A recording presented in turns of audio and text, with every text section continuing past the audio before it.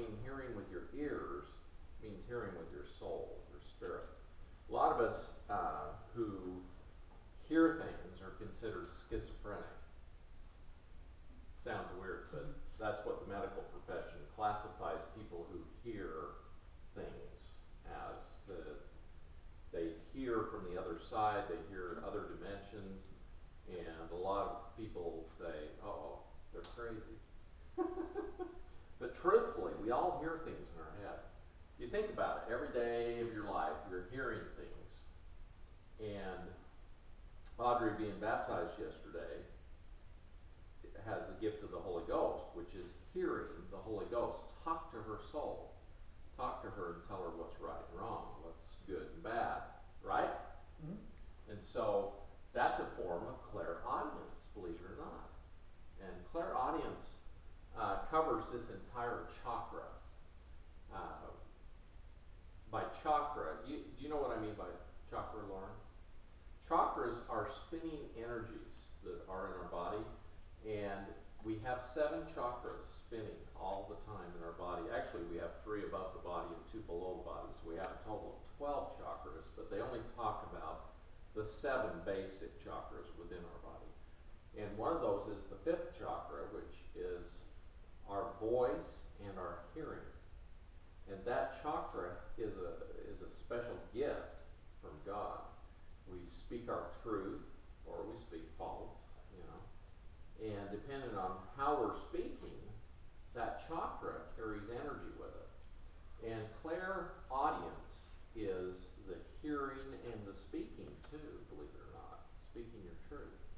And so as we talk about clairaudience, I'm going to talk about vocalization also, because when you say something, other people hear it in their 5th chakra. Okay? So I'm just going to state the definition for those on the internet. We're going to send this on the internet. Clairaudience is the faculty of hearing something not present in the ear, but regarded as having objective reality. Clairaudience, in effect, means clear hearing, and is a term that is used for psychic hearing abilities. Now, when I was young, I could hear different things, and then I got rid of that. And as I got into medical school, I was really glad I couldn't hear stuff anymore, because my brother, having hearing stuff, he became diagnosed as schizophrenic, and he was actually put in a mental institution because of it. Because he heard lower vibrating things, and they told him to do naughty things, which means he acted upon what he was being told to do by other entities and other things. And it really irritated my parents to the point that they had him committed into a mental institution. Now, me, when I entered medical school and I started hearing about schizophrenic people and learning about it, and I thought, geez, you know, it's inherited. My mom sort of hears things, but she chooses to hear higher vibrating things. My brother is schizophrenic, and if you have a brother or a sibling who has schizophrenia, the likelihood of you having it is about 10%, according to medical statistics. It's actually higher than that, as I found out. But most people choose not to tell people they're hearing things, you know, because they don't want you to think you're crazy. So what happens, when I was in medical school, I was like, oh, I don't want to be hearing things. And so I didn't. But then, as I went through medical school and I got into my residency and I got cancer, it was really interesting. When I got cancer, I got on my knees and I prayed, and I heard very clearly, like somebody speaking to me, you need to contact Hulda Clark. And I was like, uh-oh, I'm hearing something. And I was like, you know, I was praying for answers, and I had this voice speak to me, and it said, contact Hulda Clark. And I thought, geez, am I schizophrenic? Or is this a message for me from the other side? So anyway, I went to my work the next day, and believe it or not, there was a paper written by a Dr. Hulda Clark that talked about parasites causing cancer, and that's what helped me cure my cancer. So I heard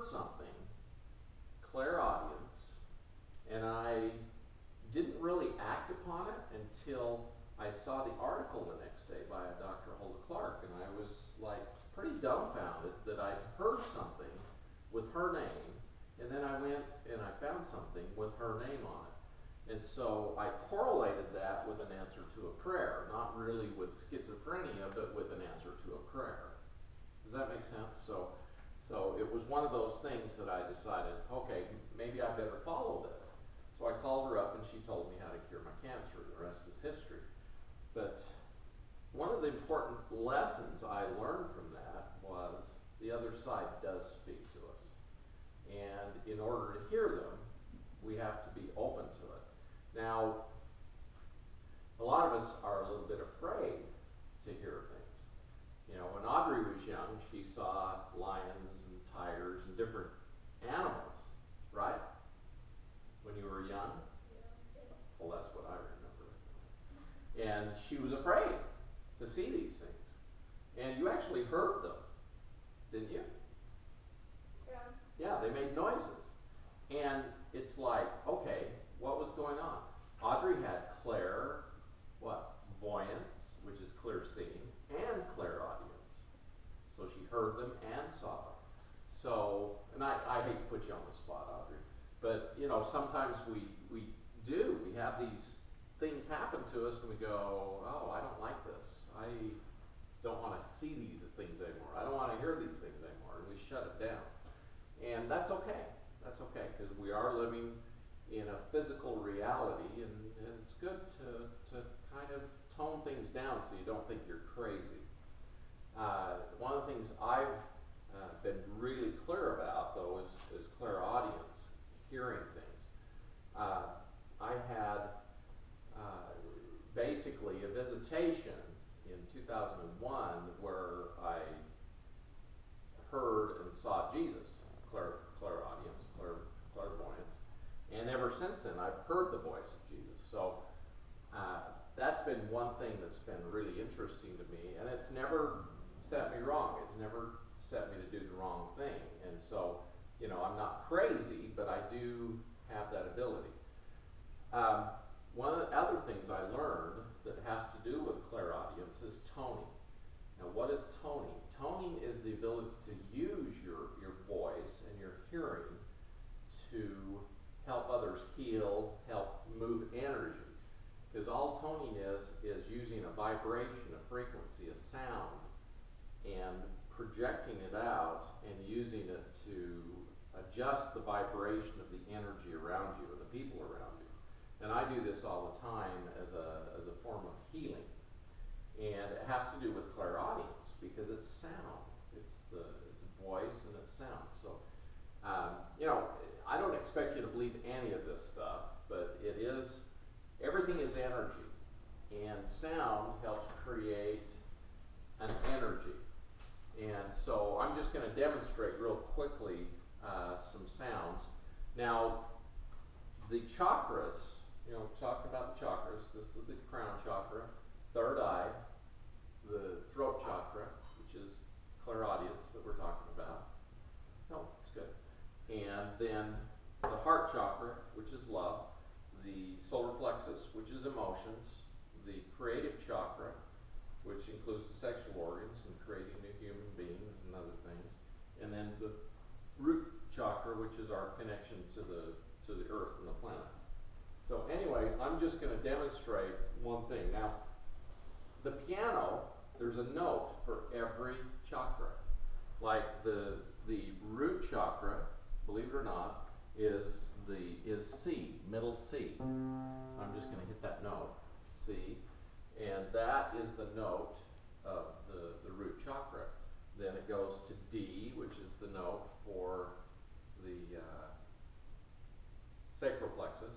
Then for the solar plexus is E, and then the heart is F. This is G, A, and B. So each chakra has a note as well as a name. Now if you'll go to page, oh goodness, clear in the back here. Go to page 7 because that kind of talks about these notes. And there's literally a syllable that was in the Sanskrit. Now, when people talk about the Sanskrit, they don't exactly know what you're talking about. What the Sanskrit is the most ancient language on the planet. A lot of people think it was Egyptian. No, it was actually Sanskrit, and the other languages all stem from Sanskrit. Sanskrit is the ancient language of the Hindus or the people in India, and they found evidence that the oldest culture on the planet was the Hindu culture, and it's more than 20,000 years old, which a lot of people go, oh, wait a minute, God created the earth 6,000 years ago, so how could it be the oldest? But you know, there's a lot of belief systems, and they've actually done carbon dating that show the ancient Hindu culture was one of the first organized populations of human beings on the planet. So, and the Egyptians only go about 6,000 to 8,000 years ago, so it's quite interesting. But anyway, if you go to page 7, you'll find these sacred sounds and the toning. And they actually had names, like Lam was the name of the root chakra, and it was middle C. Vam was the name for the sacral plexus, and it was the note D. And you know, we have sharps and flats, those that know music, and we also have subtoning. Like when you're tuning the guitar, you'll hear the vibration, and as you get closer to it, it'll slow down, and then it'll hit right on, and you won't have a vibration between the notes. But anyway, the Ram is the solar plexus, which is the note E. Yam or Sam is the F of the heart. Ham is G or the throat chakra. Om is actually the third eye, and Aum is the crown chakra.